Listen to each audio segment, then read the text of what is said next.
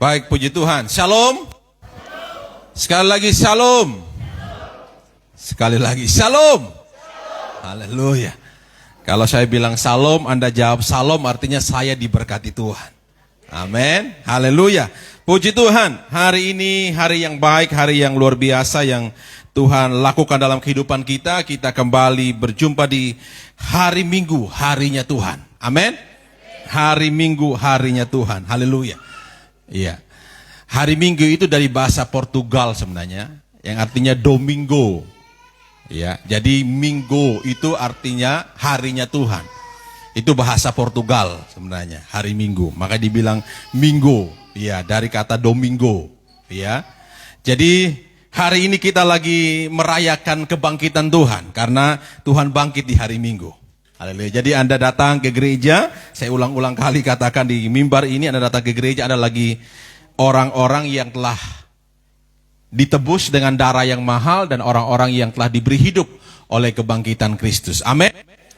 Minggu kemarin kita bicara mengenai keluargaku, apa? Oke. Keluargaku apa? Nah, hari ini kita bicara mengenai ini, keluarga masa kini. Bukan keluarga masa gitu kan. Ya, keluarga masa kini, saudara. Ya, keluarga zaman now. Nah, bagaimana kita sebagai keluarga, ya, di tengah-tengah kondisi yang hari ini banyak keluarga yang mengalami kondisi yang tidak mudah, kondisi pandemi COVID sudah 2 tahun ini berlalu, di masa-masa transisi menuju ke arah new normal yang kita tidak tahu ke depan seperti apa pergerakannya, tapi bagaimana kita sebagai keluarga Kristen, sebagai keluarga masa kini, ya, masa kini, masa depan, dan masa yang akan datang. Bagaimana kita hidup di dalamnya.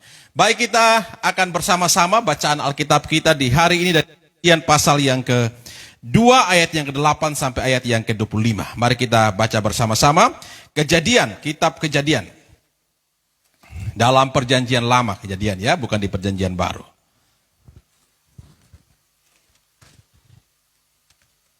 Mari buka Alkitabnya. Bapak Ibu yang ada di rumah, yang mengikuti ibadah ini juga, buka Alkitabnya dalam Kejadian pasal yang ke-2, ayat yang ke-8 sampai ayat yang ke-25. Oke, Bapak Ibu sudah menemukannya? Haleluya, amin. Puji Tuhan. Kita baca bersama-sama. Saya baca ayat yang genap, Bapak Ibu sekalian baca ayat yang ganjil, terusnya hingga ayat yang ke-25. Haleluya. Diberi judul Manusia dan Taman Eden. Selanjutnya Tuhan Allah membuat taman di Eden di sebelah timur. Disitulah ditempatkannya manusia yang dibentuknya itu. Ayat 9, 1, 2, 3.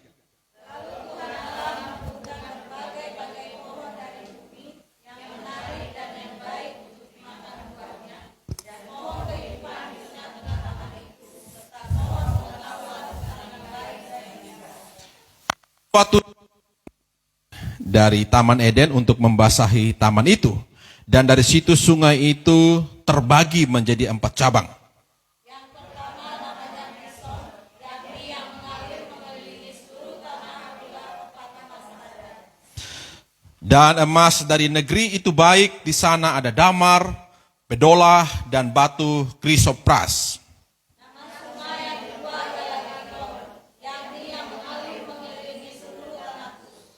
Nama sungai yang ketiga ialah Tigris, yakni yang mengalir di sebelah timur Asyur, dan sungai yang keempat ialah Efrat. Tuhan Allah mengambil manusia itu dan menempatkannya dalam taman Eden untuk mengusahakan dan memelihara taman itu. Lalu Tuhan Allah memberi perintah kepada manusia. Semua pohon dalam taman ini boleh kau makan buahnya dengan bebas.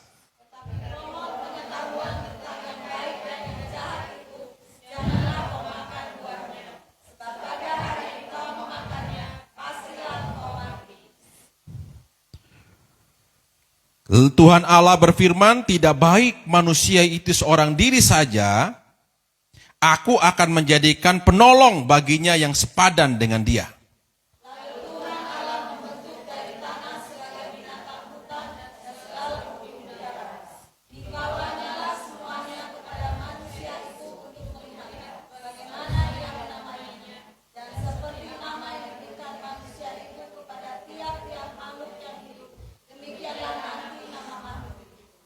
Manusia itu memberi nama kepada segala ternak, kepada burung-burung di udara, dan kepada segala binatang hutan. Tetapi baginya sendiri, ia tidak menjumpai penolong yang sepadan dengan dia.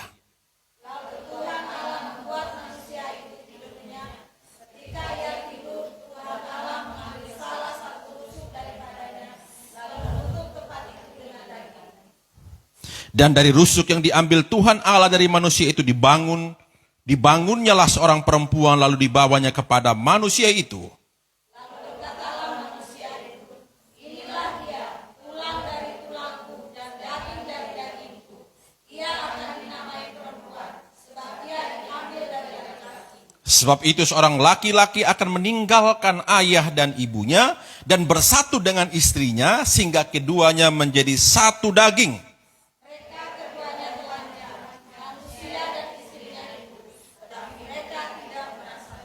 Haleluya, berbahagia kita yang mendengarkan firman di hari ini, terutama bagi kita yang melakukan firman dalam kehidupan kita sehari-hari. Amin.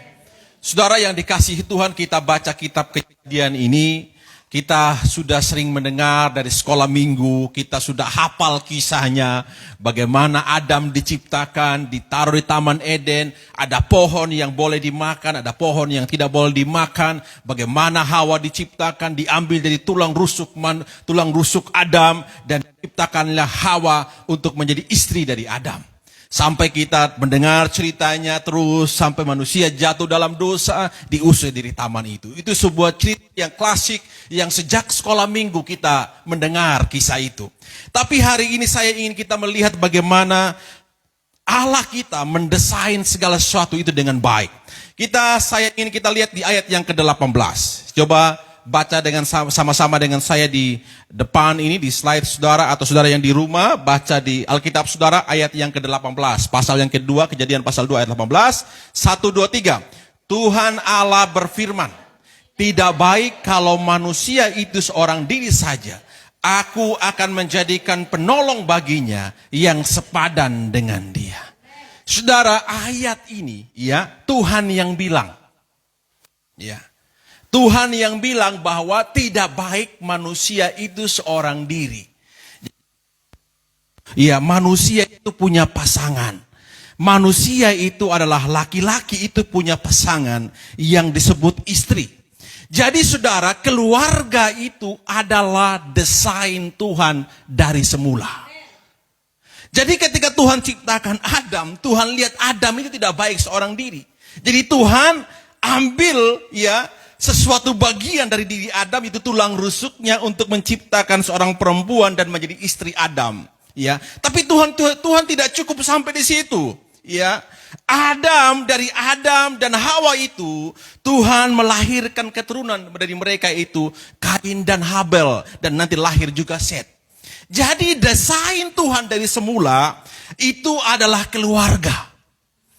Jadi saudara, keluarga itu inisiatif Tuhan, bukan inisiatif manusia.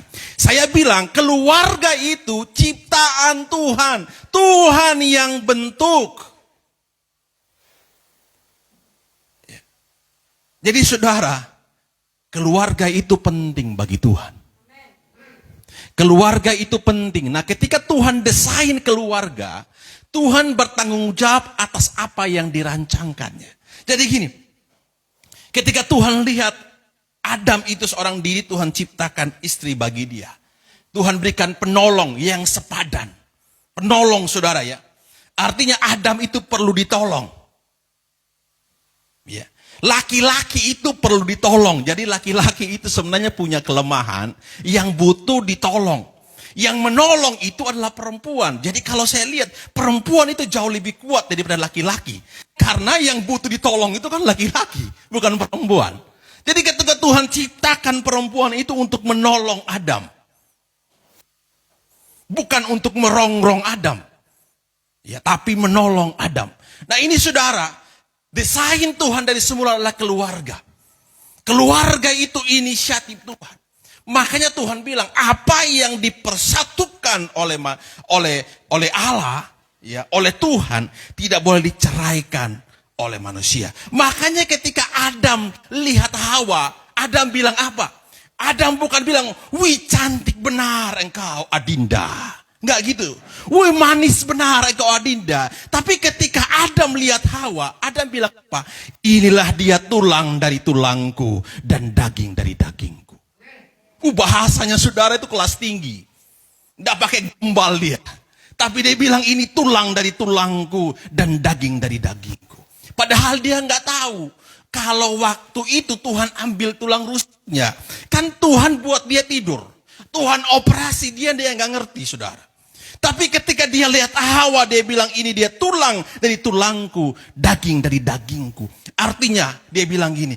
Dia adalah bagian dari hidupku yang tidak bisa dipisahkan. Jadi ketika saudara lihat istri saudara.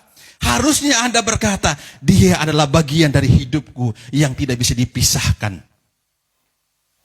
Karena dia adalah tulang dari tulangku, daging dari dagingku. Tuhan ciptakan sesuatu tapi bukan Tuhan membiarkan. Lihat saudara di ayat yang ke-8, ayat yang ke-9. Dikatakan selanjutnya Tuhan Allah membuat taman Eden di sebelah timur. Di situ ditempatkan manusia yang dibentuknya. Lalu Tuhan Allah menumbuhkan berbagai pohon bumi yang menarik, yang baik. Dimakan buahnya dan pohon kehidupan di tengah-tengah taman itu. Serta pohon pengetahuan yang baik dan yang jahat. Tuhan kasih tempat untuk manusia itu. Tuhan kasih rumah bagi manusia itu. Tempat di mana manusia itu hidup. Dan bukan Tuhan aja kasih tempat. Tuhan kasih kelengkapan di dalamnya. Tuhan kasih pohon-pohon yang bisa dimakan. Buahnya, bukan pohonnya. Buahnya bisa dimakan. Artinya ketika Tuhan desain keluarga, Tuhan tidak biarkan keluarga itu begitu aja urusanmu dewe. Kamu mau ngapain urusan dah. Tuhan bertanggung jawab dengan keluarga yang diciptakan itu. Tuhan kasih taman yang indah, kemudian Tuhan tumbuhkan pohon-pohon yang menarik buahnya untuk dimakan. Taman itu indah, saudara. Dan di situ di taman itu ada titik hadirat Allah. Di mana Tuhan sering datang di taman itu untuk bertemu dengan manusia itu. Tuhan ada di situ saudara. Belum ada sinetron tersanjung di situ. Belum ada layangan putus di situ. Belum ada lain-lain saudara. Yang bisa menggoda mereka. Yang bisa mempengaruhi mata mereka. Mereka betul-betul menikmati kebaikan dan kemurahan Tuhan. Sebagaimana pasangan yang diciptakan oleh Tuhan. Apa yang kita mau lihat saudara? Tuhan menciptakan taman, menempatkan manusia itu di taman. Itu Eden, ya. Itu muncul dari kata Ibrani yang artinya kata Ibraninya Eden yang artinya delight atau kesenangan. Eden itu artinya kesenangan atau perhiasan, dandanan atau artinya kemewahan. Eden itu artinya kesenangan. Ya, rumah, Eden itu rumah. Rumah itu harus menjadi tempat kesenangan. Jangan sampai ada orang yang tidak mau pulang rumah. Yang kemarin saya bilang, kan apa arti rumah bagi saudara? Ada yang bilang tempat tinggal. Ya. Ada yang bilang, oh itu surgaku.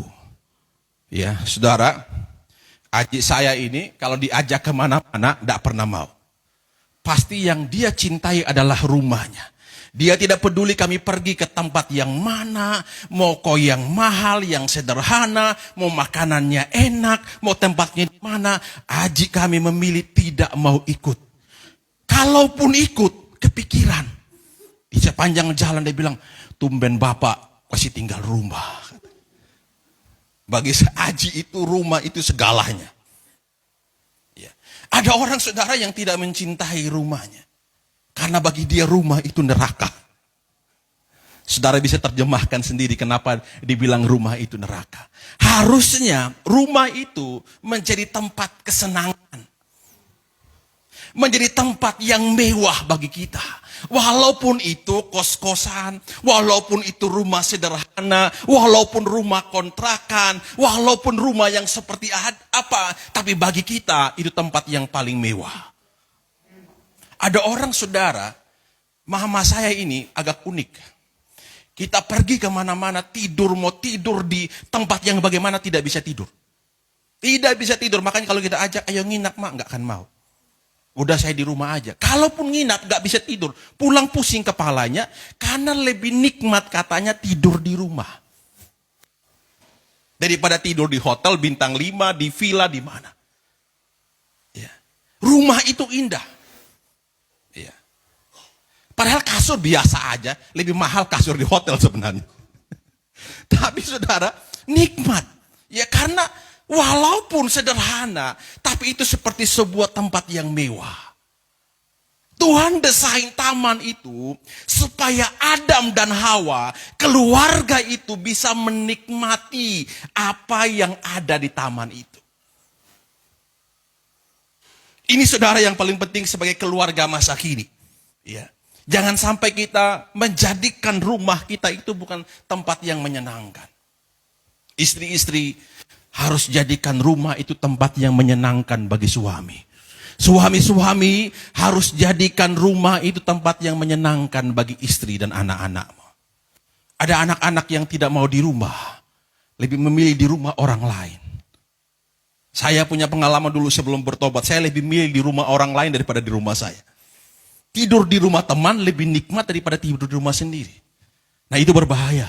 Kita sebagai orang tua, pesan saya sebagai orang tua di gereja ini, saudara semua bertanggung jawab dengan anak-anak. Jangan sampai anak-anak lebih suka tidur di rumah orang daripada tidur di rumah kita. Itu berbahaya. Berbahaya. Kita perlu evaluasi sebagai keluarga. Anak-anak lebih menikmati, dia bilang, oh di rumah teman saya itu lebih bagus. Lebih gimana? Di rumah ini aduh, tidak ada yang menyenangkan. Saudara hati-hati. Ya, kita sebagai orang tua bertanggung jawab. Anak-anak itu harus cintai rumahnya. Daripada cinta rumah orang lain. Dia bisa lebih menikmati tempat yang lain daripada rumahnya. Nah inilah saudara yang kita mau belajar bersama-sama. Taman Eden dalam bahasa Persia itu artinya yang berpagar. Artinya Tuhan mendesain kehidupan sebuah keluarga itu dalam lindungan Tuhan. Tuhan memagari keluarga itu. Tuhan hadir di taman itu untuk melindungi keluarga itu, saudara.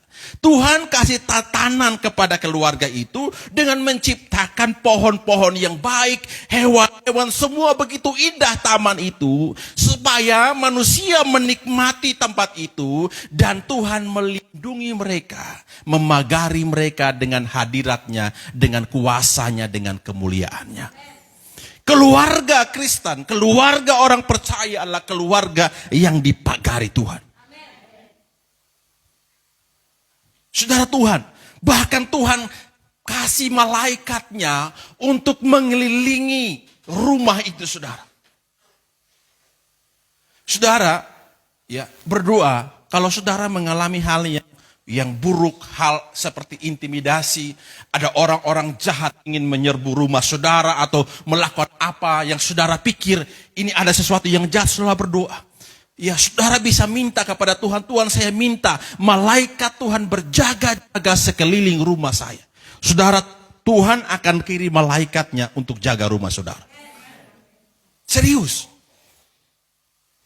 Kita ini lebih tinggi daripada malaikat. Walaupun malaikat ini di surga tempatnya, tapi kita lebih mulia daripada malaikat. Kita lebih tinggi. Saudara, malaikat jatuh dalam dosa, Tuhan buang dari surga. Dengar saudara, malaikat jatuh di dalam dosa, Tuhan tebus mereka. Malaikat dibuang dari surga, tapi kita manusia yang jatuh dalam dosa, Tuhan bayar kita dengan nyawanya. Malaikat rumahnya di surga, kita rumah di sini, tapi nilai kita lebih tinggi daripada malaikat, saudara. Jadi saudara bisa berdoa, Tuhan saya minta malaikatmu berjaga-jaga di rumah saya. Tuhan, saudara akan dikelilingi oleh malaikat-malaikat yang berjaga di rumah saudara. Tuhan saya berdoa, Tuhan jaga lindungi tempat usaha saya. Gari dengan malaikatmu. Malaikat akan menjaga tempat saudara di mana saudara berada. Ini yang kita harus mengerti, saudara. Nah, perhatikan saudara ayat yang kedua dan ayat yang ke-9. Lalu Tuhan menumbuhkan berbagai-bagai pohon dari bumi yang menarik dan yang baik untuk dimakan buahnya. Dan pohon kehidupan di tengah-tengah taman itu seperti pohon pengetahuan tentang yang baik dan yang jahat. Artinya Tuhan menyediakan yang terbaik bagi keluarga itu di taman Eden itu, saudara. Di taman Allah itu. Apa yang itu? Tuhan menumbuhkan berbagai pohon dari bumi yang menarik dan baik untuk dimakan buahnya. Ini pohon, saudara, bukan hanya pohon yang tumbuh buah, tapi menarik. Ya, menarik dan baik untuk dimakan buahnya, dan pohon kehidupan di tengah-tengah taman itu, serta pohon tentang yang baik dan yang jahat. Tuhan bertanggung jawab dengan keluarga. Dengan apa? Tuhan menyediakan makanan bagi keluarga itu. Tuhan menyediakan berkat bagi keluarga itu. Tuhan menyediakan penyediaan yang terbaik bagi keluarga itu. Tuhan gak kasih pohon yang buruk. Tuhan gak kasih pohon yang apa adanya, tapi Tuhan tumbuhkan pohon yang menarik dan baik buahnya untuk dimakan. Kalau Tuhan yang beri itu, Tuhan pasti beri yang terbaik dan tidak mengecewakan. Yang pertama yang kita ingin mau belajar sebagai keluarga masa kini di dalam Tuhan. Pertama, saudara, ada kata pohon yang buahnya menarik dan baik untuk dimakan. Di taman itu, saudara, Tuhan kasih pohon yang baik dan menarik untuk dimakan. Menarik ini artinya menarik untuk dilihat, menyegarkan, menyenangkan, dan tidak ada kebosanan. Tiap hari dia mungkin makan apel, gak pernah bosan.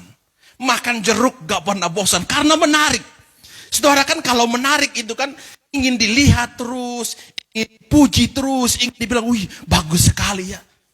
Menarik itu kan sesuatu yang tidak membosankan. Kenapa saudara pergi ke satu tempat berulang-ulang kali? Karena menarik kan? Karena menarik.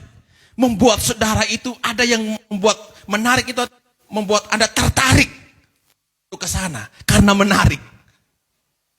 Jadi walaupun itu buahnya sama, tapi bisa dinikmati ulang-ulang karena menarik untuk dilihat, menyegarkan, menyenangkan, dan tidak ada kebosanan.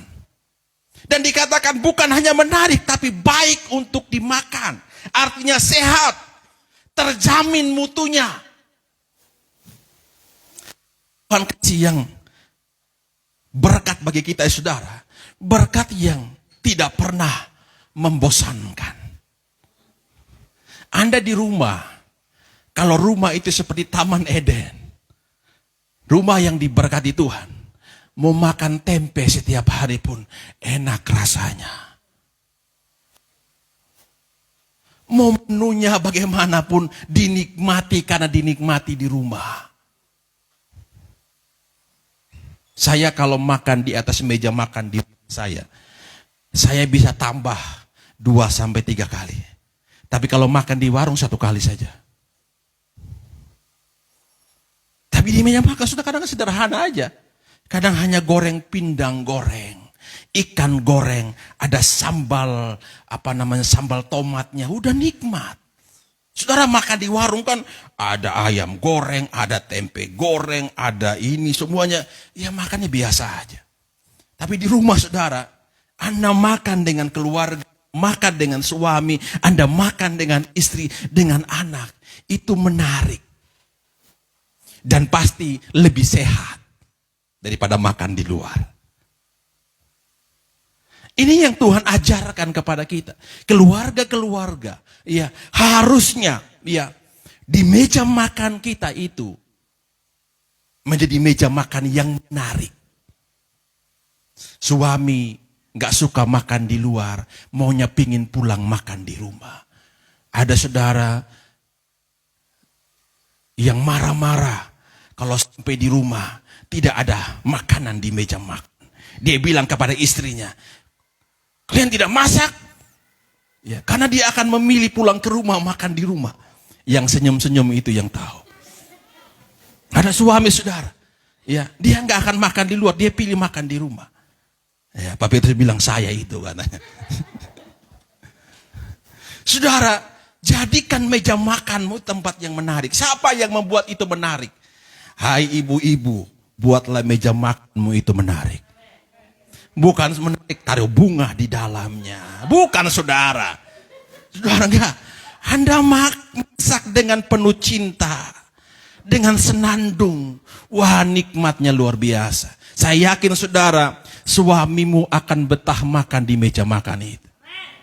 Walaupun makan di kamar kos, duduk di lantai pakai tikar, tapi makannya nikmat. Siapa yang bertanggung jawab? Ibu-ibu bertanggung jawab. Masaklah masakan yang enak di rumahmu. Enak itu bukan mewah. Tidak perlu 4 sehat 5 sempurna. Tidak perlu saudara. Anda goreng tempe aja. Ditambah ikan goreng gitu. Atau goreng tempe ada telur dadar. Ada sambalnya. Sudah nikmat. Saya itu sudah nikmat saudara. Bagi saya sudah nikmat. Serius. Sudah nikmat. Istri saya itu kalau saya makan. Dia tunggu kalimat saya. Kalau saya tidak komen. Dia kata gimana makanan? Gimana makanan? Dia nanya-nanya terus. Karena yang dia tunggu itu gimana komen tentang makanannya. Kalau saya makan, saudara, saya harus kasih komen. Enak sekali. Kadang saya bilang, kata-kata saya, kurang ajar ini makanan. Karena saking enaknya saya bilang kurang ajar. Jadi saudara, rumah itu harus menjadi tempat yang menarik. Ibu-ibu, suami-suami, memang bukan urusan meja makan. Tapi jadikan rumahmu itu tempat yang menarik bagi istri. Gimana istri bisa masak dengan baik? Kalau suami kasih uang makan Senin Kamis. Sudah kasih uang makan Senin Kamis pulang. Kenapa hanya tempe saja? Protes lagi saudara. Iya. Makannya gitu aja. Dia lupa. Kalau dia kasih uang sedikit. Suami-suami bekerja keras lah. Bekerja keras untuk keluargamu. Berjuang untuk keluargamu. Berjuang. Bukan berarti saudara harus pergi mencuri. Merampok untuk keluarga. Enggak. Lakukanlah sesuatu untuk keluargamu. Karena kita laki-laki ini didesain Tuhan. Untuk berdiri bagi keluarga kita. Kita ini bapak. Saudara. Kemarin saya bilang kan rumah tangga. Saya tanya di setiap family group, kenapa dibilang rumah tangga? Rata-rata tidak ada yang bisa menjawab. Kenapa harus rumah tangga? Emang rumah harus ada tangga? Terus rumah kalau nggak ada tangga, nggak disebut rumah tangga dong. Saudara tahu nggak kenapa dibilang rumah tangga? Ya. Kenapa dibilang rumah tangga? Berumah tangga. Nanti kalau anakku, kalau kamu berumah tangga, ya, harus seperti ini. Loh kenapa harus rumahnya ada tangga? Rumah yang disebut itu rumah tangga artinya. Kenapa dibilang tangga? Ada ayah, ada ibu, ada anak. Maka dibilang tangga. Artinya ada susunannya. Susunan yang paling tinggi itu ayah. Jangan ibu. Kebalik saudara. Jangan ibu di atas, anak di bawah, bapak di bawah. Wah bahaya, repot itu. Repot saudara, repot. Dibilang rumah tangga. Bukan karena bangunannya. Rumah itu artinya keluarga. Rumah itu artinya ada manusia di sana. Ada keluarga di sana. Yang terdiri dari ada bapak, ada ibu, ada anak. Posisinya harus jelas, jangan dibalik. Ada ibu yang lebih mementingkan anaknya daripada suaminya. Dia bilang, udah kamu gak usah makan, anak aja lah lebih dulu. Saudara, suaminya dia gak peduli. Dia gak urus makanan untuk suaminya, dia urus makanan untuk anaknya. Bahaya ini. Mari belajar saudara. Saya kalau di rumah saya, itu kadang-kadang, saya orang Sumba saudara. Orang NTT itu, ya kalau bapak saya gak ada, selalu disiapkan makanan. Padahal dia gak ada. Kalau sendok duluan makanan, pasti bapak yang lebih dulu. Disendok, padahal dia nggak ada di meja makan. Dia pergi ke tempat yang lain, dia lagi bekerja, pasti bapak disendokin dulu. Piringnya berbeda, gelasnya berbeda. Kemudian disendokin, ditaruh, ditutup. Dimasukin di dalam lemari makanan. Baru kemudian kami nyusul. Satu-satu anak-anak ambil makan. Selalu bapak nomor satu. Ikannya pasti lebih besar daripada anak-anak. Saya kadang protes sama mama saya. Kenapa kan bapak tidak ada? Nah, nanti kalau bapak ada pulang, biasanya ibu itu, mama saya itu, keluarin makanan bapak itu dibagi lagi ke kami untuk dimakan. Karena jangan basi. Tapi selalu dipisahkan, harus bapak nomor satu. Piringnya harus piring yang terbaik, gelas yang terbaik, makanannya harus yang lebih baik. Nah ibu-ibu, kalau ibu-ibu layani suami kayak gitu, dia betah di rumah. Jangan sampai suka di luar rumah, kada ada wewe gombel itu saudara, yang kasih yang terbaik. Ibu-ibu, saya dengar, Anda di rumah jangan hanya dasteran aja, baunya bau sambal terasi, suami pulang yang dicium sambal terasi saja. Di luar sana ada wewe gombel, harumnya 1 meter, 2 meter udah harum. Hati-hati saudara, jangan sampai Anda di rumah aja. Nanti kalau pergi keluar, saya kadang protes sama istri. Kalau keluar, cantiknya luar biasa. Semut pun lewat atuh. Di rumah, karena di rumah dasteran aja lah.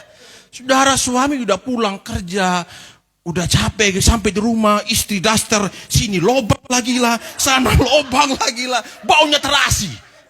Nggak nikmat di rumah. Ada ibu-ibu yang suka pakai daster itu. Dia kenapa? Lebih nikmat katanya, adem katanya. Tapi bolong-bolong saudara, nggak dicuci lagi.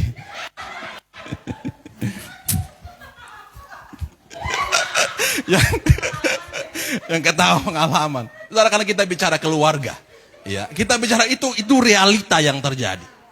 Ibu-ibu, mari kita belajar perbaiki. Karena saudara, saya bilang kemarin, saya cerita kemarin di komselnya Taman Eden.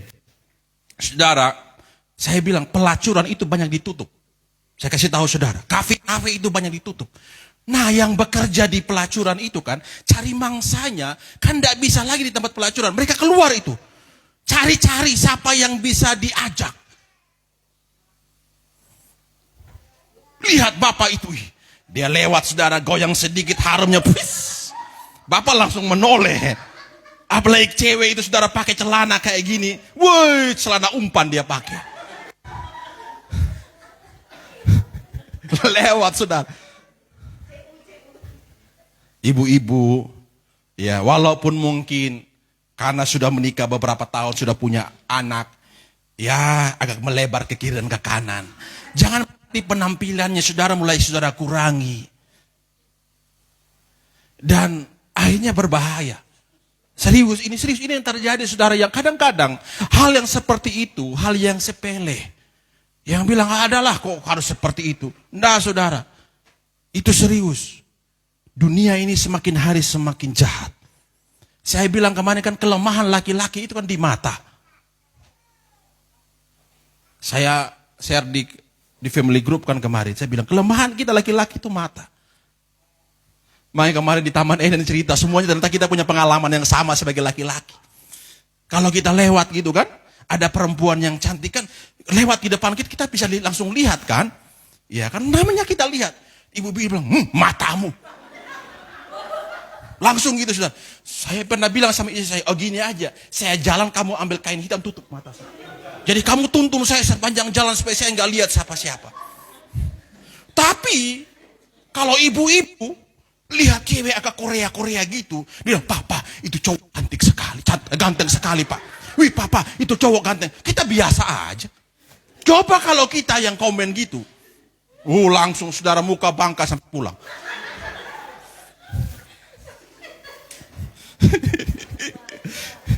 Ini terjadi. Makanya jangan sampai laki-laki lihat di luar itu lebih menarik daripada pulang ke rumah. Rumah tidak menjadi tempat yang menyenangkan. Jadi jangan sampai karena sudah punya anak 2, 3, 4, 5, sudah punya cucu, oma-oma ini penampilan ditinggalkan dah. Tetap jaga, rawat dirimu dengan baik. Jangan pelit dengan diri sendiri. Ibu-ibu dengar. Bukan berarti boros-borosan, poya-poya. Enggak. Kalau kamu bisa beli lipstik yang lebih mahal dikit, beli. Jangan takut uangnya habis. Jangan takut. Kalau kamu bisa beli parfum yang harganya tidak beli di kios itu saudara, atau di warung itu yang 10.000, kamu bisa beli yang 50.000, beli. Jangan pelit dengan diri sendiri. Serius ini saudara. Saya bilang sama istri saya, jangan pelit dengan diri sendiri. Kalau kamu bisa beli, beli. Dan ibu-ibu kan perhitungan saudara. Kalau ATM-nya itu berkurang, nolnya sedikit, wah dia udah cemas. Di dompetnya hilang yang merah, tinggal yang hijau-hijau itu, aduh dia udah cemas saudara. Saya bilang jangan sampai itu kita hidup dalam bayang-bayang ketakutan. Ya, Pak Petrus mulai bilang-bilang gini ini ke istri. Itu sama. Punya kelemahan di mata juga. Apa kelemahannya? Kalau lihat saudara, gampang aja suami pulangin marah-marah istrinya gitu kan. Cerita ini saudara, lagi marah-marah istrinya gitu. Ini. Tiba-tiba suaminya keluarin dompet langsung gini, kipas-kipas warna merah semua. Istrinya langsung, "Ih Pak, udah datang ya." "Ini kawan datang sayang." Langsung nadanya berubah saudara. Karena lihat yang merah-merah ini tadi. Jangan praktek Pak Philip, jangan praktek. Nanti istri kebiasaan. Dia sudah tahu strateginya supaya suami keluar yang merah, dia marah-marah terus. Oh kebiasaan, jangan coba-coba. Bahaya saudara. Jadi mari ya, jadikan tempat itu menarik. Tuhan taruh pohon itu yang menarik supaya manusia itu menikmati tempat itu. Bagi tempat itu menyenangkan. Rumah itu menyenangkan, taman itu menyenangkan. Saudara, di mana ada hadirat Allah dalam keluarga, maka di situ ada penyediaan Tuhan, akan ada kecukupan, bahkan ada kelimpahan. Tuhan tidak tanam pohon aja menarik, tapi Tuhan selalu ada di taman itu. Kemarin kan saya khotbah keluargaku surgaku. Supaya kita lihat keluarga itu surgaku apa saudara? Jadikan Tuhan harus Tuhan nomor 1. Kalau Tuhan nomor 1, maka akan ada penyediaan, akan ada kecukupan, bahkan akan ada kelimpahan dalam keluarga. Yang kedua saudara, ternyata di situ bukan hanya pohon yang menarik dan buahnya yang baik. Ternyata Tuhan kasih satu pohon namanya pohon kehidupan. Nah pohon ini Tuhan tidak larang untuk dimakan buahnya. Tapi Adam dan Hawa tidak makan buah pohon ini. Hanya yang Tuhan larang adalah pohon pengetahuan yang baik dan yang jahat. Kamu tidak boleh makan buahnya. Kalau pohon kehidupan boleh dimakan buahnya. Tuhan tidak perlu melarang manusia makan dari pohon kehidupan. Yang Tuhan larang untuk dimakan adalah pohon pengetahuan tentang yang baik dan yang jahat.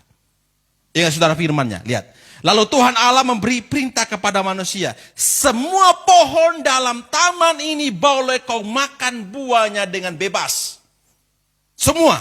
Tetapi pohon pengetahuan tentang yang baik dan yang jahat itu, janganlah kau makan buahnya. Sebab pada hari engkau makan buahnya, pastilah engkau mati. Jadi hanya satu pohon yang Tuhan larang. Yang Tuhan tumbuhkan itu pohon yang menarik, sehat buahnya. Kemudian ada satu pohon kehidupan. Boleh dimakan buahnya, tapi ada satu pohon yang tidak boleh. Yang diambil, yang dilarang. Harusnya kalau mereka makan pohon kehidupan itu berbeda. Ceritanya berbeda. Makanya kenapa saudara? Kenapa ini bisa terjadi? Karena tidak dengar firman dengan baik. Hati-hati saudara kalau kita tidak dengar firman dengan baik. Kalau kita tidak pasang telinga kita dengan baik mendengar firman. Kita paham firman itu menjadi salah.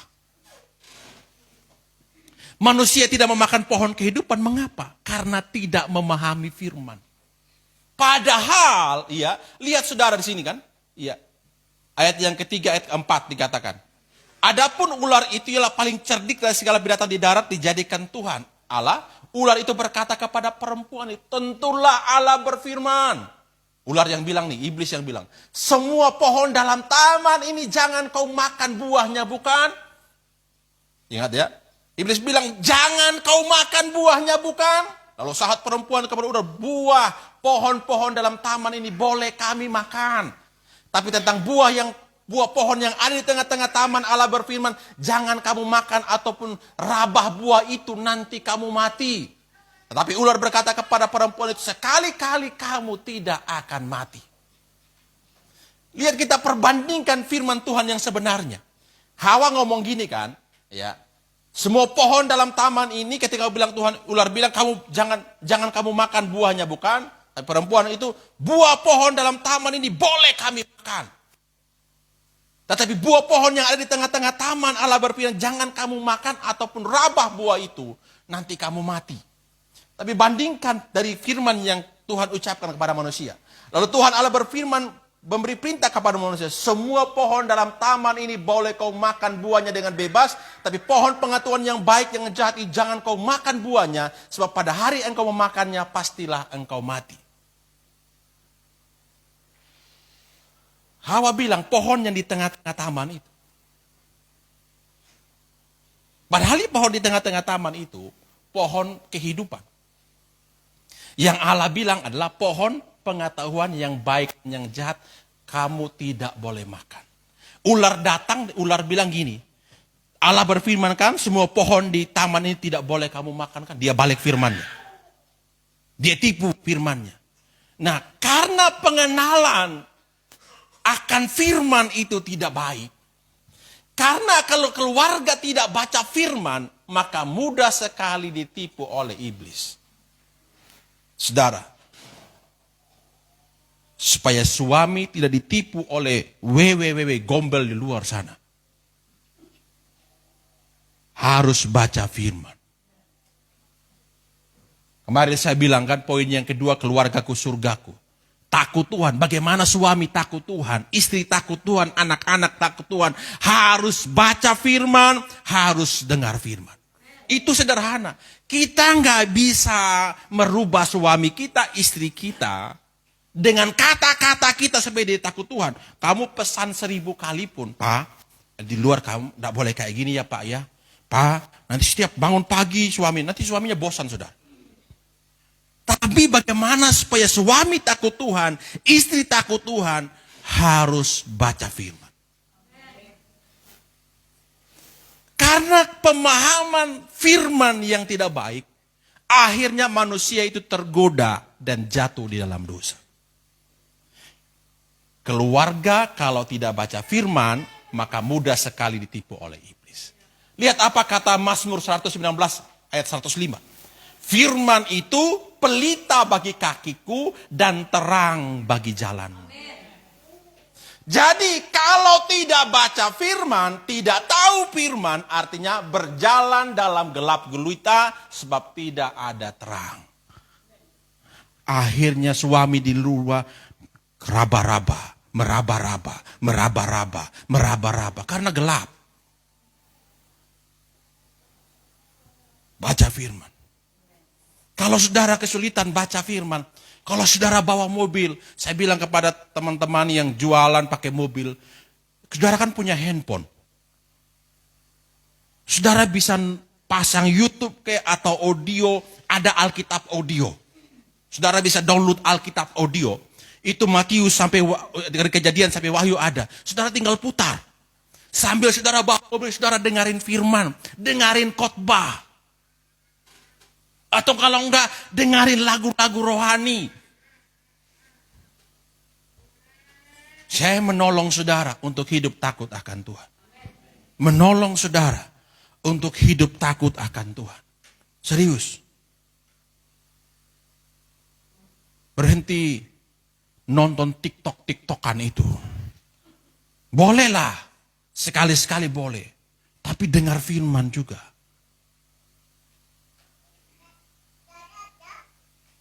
Kalau perlu sambil dengar lagu rohani, Anda buat gerakan TikTokan gak apa-apa. Ya kan? Sambil dengar lagu rohani kan Anda buat gerakan TikTok sendiri. Ambilnya. Kan asik itu. Anda sambil di dapur, sambil masak, dengerin khotbah. Kan bisa. Benar nggak? Ibu-ibu bisa nggak? Sambil di laundry, Ibu Marta Krisdayati lagi setrika, dengar firman. Indah sekali. Saudara, itu yang bisa menolong kita dengan kondisi yang tidak mudah. Mari belajar, bapak-bapak. Ini tidak mudah bagi kita. Saya bilang kepada suami-suami, tidak mudah bagi kita menghadapi kondisi saat ini. Kita harus berjuang bagaimana untuk menghidupi keluarga kita, rumah tangga kita, istri dan anak-anak. Begitupun istri. Bagaimana supaya dapur kita tetap menyala, meja makan kita tetap ada makanan. Tidak mudah. Bagaimana caranya di kondisi yang tidak mudah ini, kita masih menikmati berkat Tuhan. Mari belajar untuk dengar firman. Hanya itu yang bisa menolong bagi kita. Firman itu pelita bagi kaki kita dan terang bagi jalan kita. Jangan pernah coba-coba untuk tidak hidup dalam firman. Maka kita mudah ditipu. Bukan hanya ditipu orang, ditipu iblis, ditipu orang. Saudara kalau baca firman itu Tuhan kasih kepekaan. Ini orang baik atau orang jahat. Bisa aja orang jahat datang saudara. Ini bagus ini. Kamu kalau investasi di sini, wah ini bagus. Saudara udah kasih uangnya investasi. Ternyata setelah investasi, bodong investasi. Mudah ditipu. Uang kita sudah selesai di luar sana. Tapi ketika kita baca firman, dengar firman, kita tahu ini investasinya benar atau tidak. Karena zaman sekarang kan zaman investasi, saudara. Karena menggiurkan bunganya. Hasilnya investasi 1 juta bisa dapat 2 juta. Siapa hari ini sudah dalam 1 bulan dapat 2 juta. Kan menggiurkan. Taruh aja gitu kan. Hati-hati saudara. Kita bisa mudah ditipu. Makanya mari belajar kita dengan ketiga saudara. Dikatakan pohon pengetahuan yang baik dan yang jahat. Pohon ini adalah gambaran dari ketaatan. Allah sengaja menempatkan pohon tersebut untuk memberi manusia pilihan taat kepada Allah atau tidak. Saya pernah ditanyakan, kan Tuhan tahu kelemahan manusia. Kenapa Tuhan kasih lagi pohon pengetahuan yang baik dan yang jahat? Kan Tuhan tahu kelemahan manusia. Kan dia Tuhan yang maha tahu kan? Dia tahu kalau dia kasih itu pasti manusia akan tergoda. Iblis akan punya cara menggoda manusia. Tapi kenapa Tuhan kasih itu? Karena Tuhan ingin mau memberi manusia pilihan taat kepada Allah atau tidak. Saudara, dalam hidup ini ada banyak pilihan. Kita mau baca firman. Hidup ini banyak pilihan. Kita baca firman sekalipun kadang-kadang kita menghadapi pilihan. Tetapi kalau kita memahami firman dengan benar, maka pasti pilihan hidup kita benar. Bukan berarti saudara baca firman selesai. Dah. Kita banyak dikasih pilihan. Taat kepada Tuhan atau tidak. Kita baca firman-Nya, dengar firman-Nya. Kita setia baca firman, setia. Tapi kita punya pilihan. Taat kepada firman yang kita dengar atau tidak taat kepada firman yang kita dengar. Hidup ini selalu pilihan. Tuhan bicara kepada manusia, Adam dan Hawa itu. Terutama kepada Adam. Pesan firman itu kan datang kepada Adam. Pilihannya, Adam mau taat atau tidak. Bapak-bapak, tanggung jawab kita dalam keluarga. Agar istri dan anak-anak itu mau baca firman dan dengar firman. Yang dengar firman pertama itu Adam, laki-laki. Hawa enggak dengar firman itu. Karena Tuhan berfirman sebelum Hawa ada. Adam kasih tahu ke Hawa. Ya kan? Adam yang punya tanggung jawab kasih tahu ke Hawa. Tapi mungkin Adam kurang memberitahu istrinya dengan baik, atau kurang membawa istrinya untuk memahami firman. Akhirnya Hawa salah mengerti. Yang ambil buah itu kan Hawa. Akhirnya Adam bilang kepada Tuhan, Itu perempuan yang kau kasih kepada saya. Itu yang ambil buahnya. Dia salahkan perempuan. Padahal dia yang harus bertanggung jawab. Dia yang dengar firman. Saudara, bapak-bapak kita punya tanggung jawab yang berat bagi keluarga kita.